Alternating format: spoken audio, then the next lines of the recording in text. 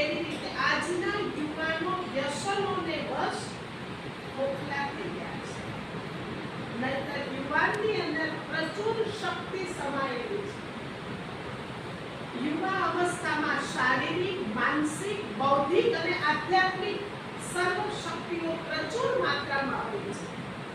પરંતુ આ વ્યસનની નશાની દિમાગે એની શક્તિઓને ભણી નાખે છે, શક્તિઓનો નાશ કરી નાખે છે.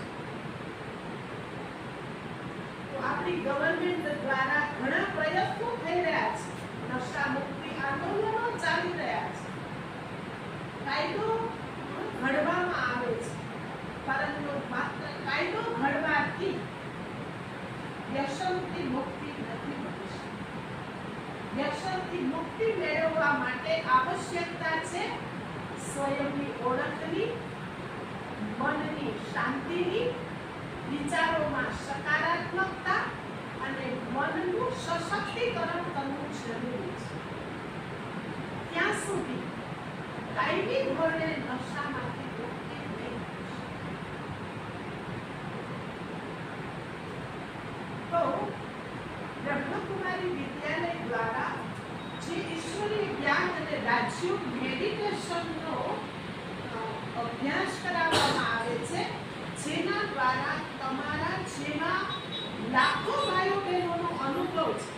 ઘર, ગૃહસ્થ, નોકરી, ધંધો બધાની વચ્ચે રહેવા છતાં સ્વયંના જીવનને નિર્વ્યસની અને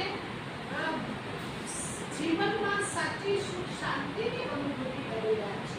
પરિવારમાં ખુશહાલીનો અનુભવ કરી રહ્યા છે અને સમાજને સ્વસ્થ, સ્વચ્છ અને એક સ્વર્ણિમ સંસાર બનાવવાના હેતુથી અગ્રસર થઈ રહ્યા છે. તો આજે આપ સૌ પાસે પણ એક નમ્ર અપીલ કરીશ, અનુરોધ કરીશ કે આપ સૌ પણ આ 15 દિવસીય આપણો 10 કરોડ નશા મુક્તિ પ્રતિજ્ઞા મહા અભિયાન જે છે એમાં આપ સૌ સહભાગી બનો. કારણ કે સર્વના સહયોગથી સુખમય સંસાર. તો આપ સૌ સહભાગી બનો, અન્યને પણ સહભાગી બનાવો અને આ કાર્યક્રમને આપણે સાથે મળી અને સફળ બનાવીએ. આપણા માનનીય મુખ્યમંત્રી શ્રી નરેન્દ્ર મોદીજીની એ આશા છે કે ભારત સ્વચ્છ બને, સ્વસ્થ બને, નશા મુક્ત બને અને આજનો યુવાન છે એ વ્યસનોની જંજીરમાંથી મુક્ત થાય. કારણ કે આજનો યુવાન છે આવતીકાલનો દેશ નેતા છે. દેશની બાગડોળ સંભાળવા માટે નિમિત્ત બનશે.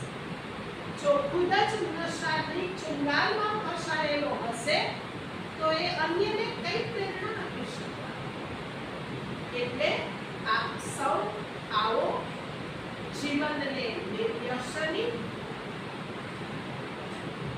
ટેન્શન મુક્ત અને યોગયુક્ત જીવનની અનુભૂતિ કરવા માટે દૂર ઊભીને દર્શન કરવાને બદલે કાંઠે આવો અને જ્ઞાન સાગર પરમાત્મામાં ડૂબકી લગાવી અને પરમાત્મા પ્યારનો, જ્ઞાનનો, શક્તિઓનો વારસો પ્રાપ્ત કરો અને સ્વયંના જીવનને સદગુણોથી ખીલવો.